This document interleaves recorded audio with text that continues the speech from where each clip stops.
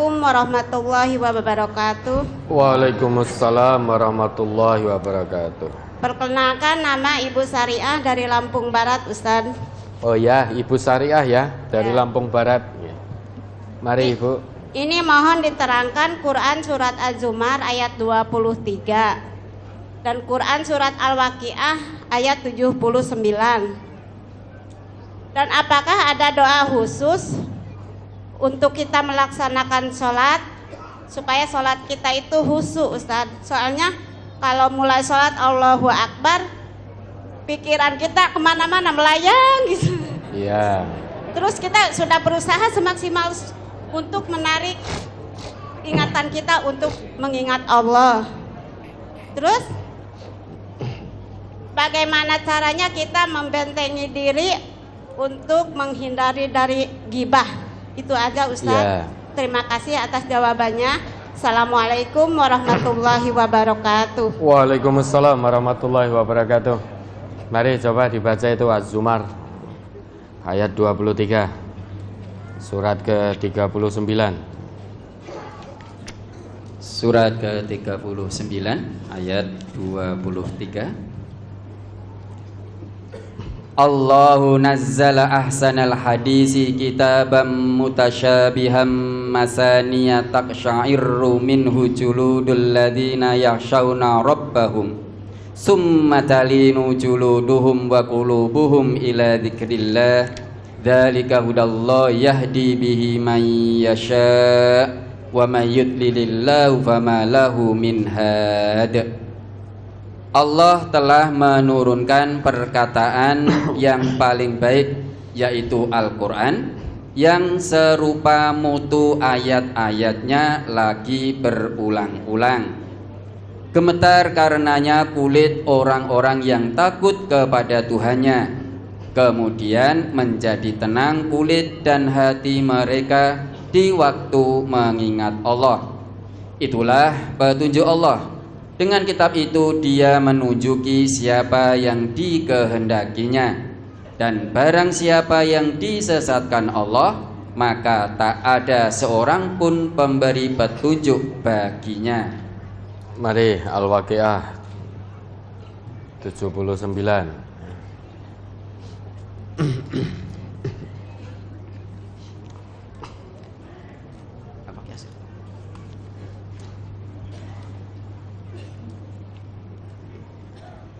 Ayo. Sebentar.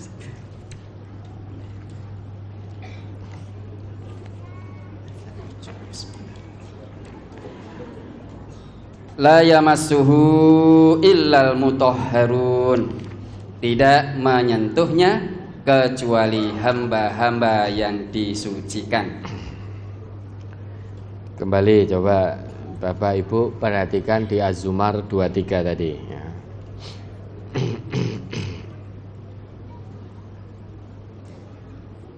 Sudah diperhatikan di situ ya. Dalam ayat itu ya, Allah menjelaskan bahwa Allah itu telah menurunkan sebaik-baik perkataan yang pernah ada di muka bumi ini. Allah telah menurunkan sebaik-baik perkataan yang ada di jagat raya ini. Apa maksudnya? Al-Quran. Al-Quran itu sebaik-baik perkataan. Tidak ada perkataan yang kebaikannya menyamai Al-Quran. Apalagi melebihi, jelas lebih tidak ada lagi. Orang yang berakal sehat, tentu dia akan mengikuti sebaik-baik perkataan ini. Orang yang ulul albab tentu akan mengikuti sebaik-baik perkataan ini dalam hidupnya. Dia menjadikan Al-Quran sebagai pemimpin dalam hidupnya. Dan isi Al-Quran itu banyak ayat yang terus berulang. Bukan berarti ayat yang berulang-ulang itu maknanya sama, bukan. Meski redaksinya sama, tapi punya makna yang berbeda. Seperti ayat fabi ayyi alai rabbikuma tukadziban. Berapa kali itu diulang? 31 kali atau berapa kali begitu? Setiap pengulangan ini konteksnya berbeda. Maka semakin diulang, maka semakin meresap dalam jiwa orang yang di hatinya punya iman. Begitu membaca ayat-ayat ancaman tentang neraka. Ayat tentang neraka itu kan banyak yang berulang. Hatinya akan bergetar, takut kalau sampai jadi penghuni neraka. Kalau kita membaca ayat Al-Quran yang isinya ancaman Allah tentang siksaan yang abadi di neraka, kok hati kita tenang saja? Itu tanda iman kita mungkin sedang ada masalah atau masih bermasalah.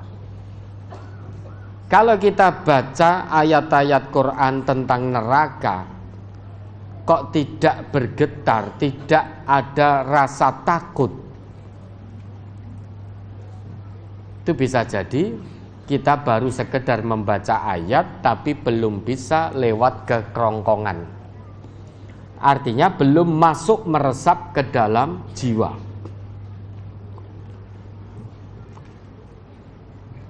Orang kalau membaca ancaman tentang neraka itu melewati kerongkongannya, dia tentu akan berusaha menjauhkan diri dari neraka tersebut. Dengan apa? Akan berusaha untuk berbuat taat kepada Allah, tidak berbuat maksiat. Kalau kita baca ayat tentang riba, ancaman Allah tentang riba di Al-Baqarah 275 sampai 279 itu, kalau kita hanya sekedar membaca lewat begitu saja, kok belum bisa masuk ke dalam hati, ya tentu akan terus melakukan riba. Karena bacanya ayat hanya dengan mata di kepala, bukan dengan mata hati. Maka orang Islam itu membaca ayat Al-Quran harusnya tidak hanya dengan mata di kepala.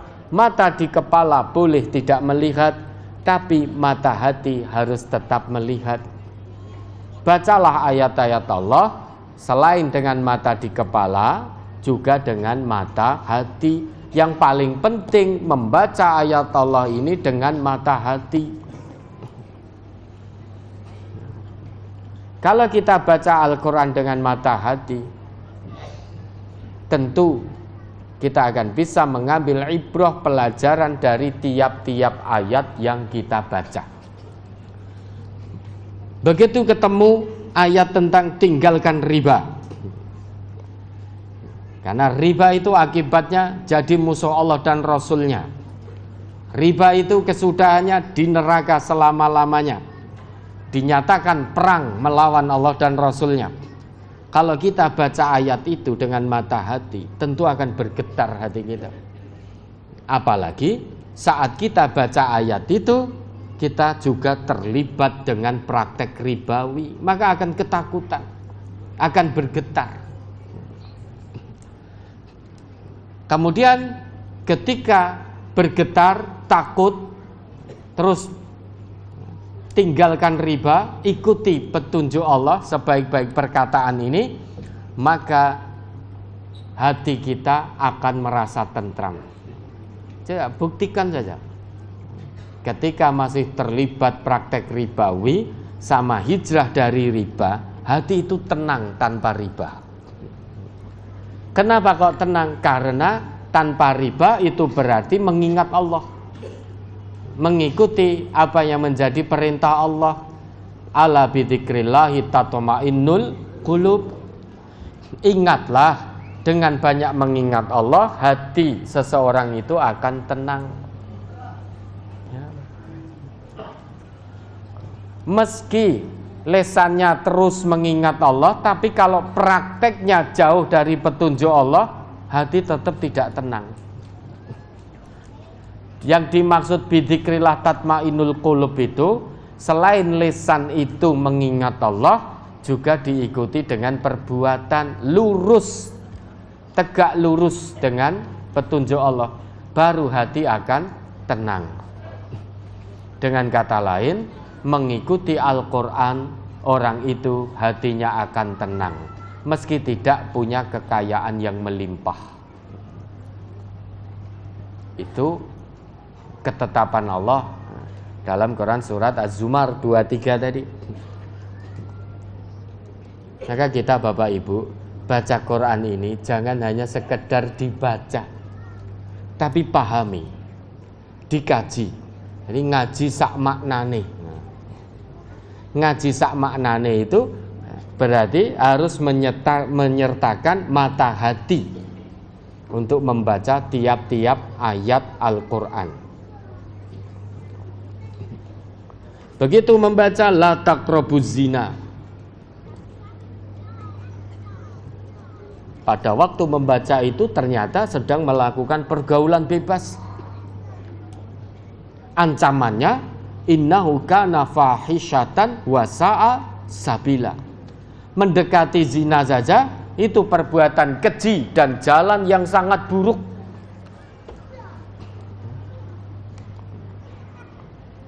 Apalagi melakukan perzinaan. Laki perempuan yang belum pernah menikah berzina, hukumannya dalam Al-Quran cambuk di muka umum 100 kali. Dan jangan berbelas kasihan kepada keduanya untuk menegakkan hukum Allah, kan itu. Yang sudah pernah menikah, hukumannya rajam, lempari batu sampai mati. Ketika baca ayat itu atau hadis yang menyebutkan rajam itu, kalau kita baca dengan mata hati, tentu bacaan itu tidak berhenti di kerongkongan, akan masuk ke dalam hati, dan ternyata pernah melakukan perbuatan itu, maka akan ketakutan. Kalau baca itu kok rasane biasa saja, padahal sedang melakukan, pernah melakukan, atau hobi melakukan, maka Quran yang dia baca, hadis yang dia baca tidak bisa diambil pelajarannya, belum cukup untuk menghentikan pergaulan bebasnya, karena tidak takut dengan ancaman neraka. Kenapa tidak takut dengan ancaman neraka? Ya karena tidak bisa mengambil pelajaran dari ayat yang dia baca. Bisa jadi hanya membaca begitu saja tanpa menyertakan mata hati untuk membaca tiap-tiap ayat. Tapi kalau menyertakan mata hati, begitu sampai itu tentang ancaman pergaulan bebas, dan saat membaca, saat itu pula dia sedang melakukan itu, niscaya dia akan merasa ketakutan dan berhenti total dari pergaulan bebasnya, nyatakan diri, komitmen tobat nasuha kepada Allah. Kemudian ikuti tata cara tobat yang Allah tunjukkan dalam Quran surat Az-Zumar ayat 53 sampai 56. Kalau itu dilakukan, hati menjadi tenang, karena sudah berada di jalan yang Allah ridhoi, tidak lagi berada di jalan setan. Di jalan yang Allah ridhai, maka hati akan tenang. Dzalika hudallah yahdi bihi may yasha. Yang demikian itulah petunjuk Allah. Al-Quran itu petunjuk Allah, akan menuntun manusia ke jalan yang Allah ridhoi, akan menuntun manusia ke jalan kebahagiaan yang abadi, dunia dan akhirat, bahagia yang sesungguhnya.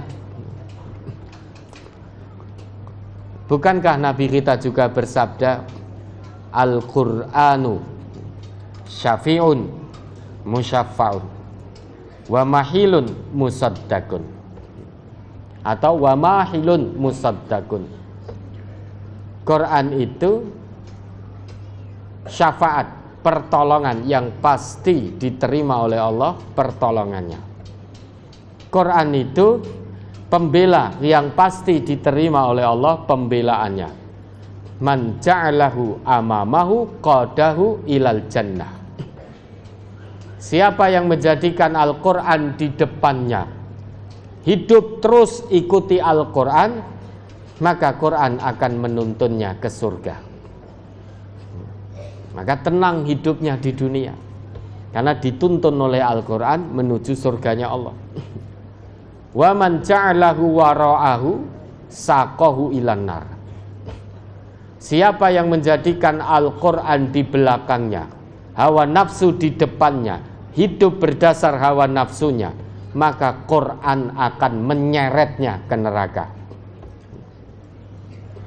Maka kita bersyukur Bapak Ibu, menjadi salah satu dari sekian banyak hamba Allah yang dipilih oleh Allah untuk diberi kitab suci yang namanya Al-Quran, sehingga sudah jelas jalan yang paling lurus. Maka tidak bengkok-bengkok lagi hidup kita. Siapapun yang mengikuti jalan petunjuk Al-Quran, jalannya akan lurus sampai surganya Allah, sampai keridhaan Allah. Tidak akan bengkok kanan, bengkok kiri. Semua aktivitas hidupnya sandarkan pada petunjuk Al-Quran, hati akan tenang. Kalau Al-Quran melarang riba, ya sudah, jangan dekat-dekat dengan riba. Hati akan tenang. Kalau Al-Quran melarang pergaulan bebas, ya sudah, segera tinggalkan, hentikan pergaulan bebas. Hati akan tenang. Kalau Quran melarang mencuri, jangan mencuri, sudah. Kalau Al-Quran melarang jangan memakan harta anak yatim, jangan makan harta anak yatim. Jangan makan harta orang lain dengan cara batil, kemudian bersembunyi di balik undang-undang, wa tudlu biha ilal hukam. Ya sudah, jangan mengambil harta orang lain. Singkat kata, kalau Quran perintahkan if'al, kerjakan, segera kerjakan. Kalau Quran katakan la taf'al, jangan kerjakan, ya sudah, segera jauhkan diri dari perbuatan yang dilarang oleh Al-Quran itu. Jangan mengerjakan perbuatan yang dilarang oleh Al-Quran, hati akan tenang. Itulah mengikuti sebaik-baik perkataan yang ada di jagat raya ini.